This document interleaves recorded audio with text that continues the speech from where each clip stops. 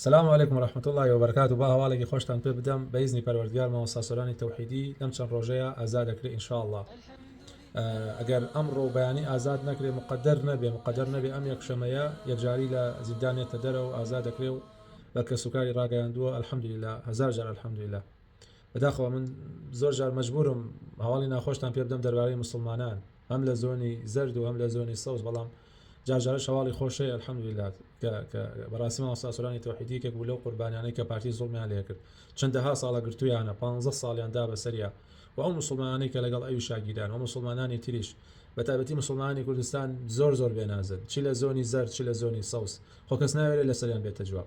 کۆ مامۆستاسۆرانی تەوحیدی کێ لەسەری هاتە جواب؟ مامۆستا ئیسماعیل سوسەیی چەند کەسێکی زۆر کەم نەبێ کێ لەسەری هاتنە جواب کە گرتیان، بەڵام کە ئازادیان کرد ئەو هەموو نەفەرەمان بین و چەندەم چەند ڕۆژەی شایبینین کە چۆن ئەو هەموو نەفەرە ئەچن لە پێشوازی مامۆستاسۆرانە. ئێکاکە بۆچی کە گیرا نیوەی ئێوە خۆپشاندانێکی نەکرد، چارەکێکی ئێوە خۆپشاندانی نەکرد؟ برا مسلمان لە کاتی تنگانە مسلمان دەرەکەوێ، هاوڕێی باش کەسی باش لە کاتی تنگانە دەرەکەوێ. من لە ناڕەحەتێکە ئەوان مەوێ لە خۆشیە بۆی ئەوانم بۆ چییە؟ یعنی ئەم هەموو حیزبە بەناو ئیسلامیە، ئەم هەموو بەناو مامۆستا ئاینیە، ئەم هەموو کەس ڕێکخراوە، ئەی بۆ لە کاتی گرتنی یا شتێکی واتان نەکرد ئیلا چەند کەسێکی زۆر کەم نەبێ.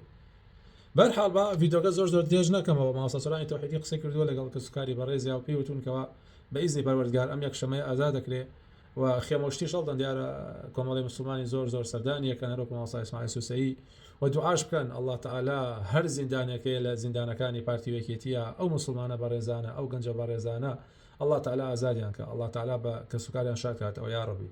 السلام عليكم ورحمة الله وبركاته.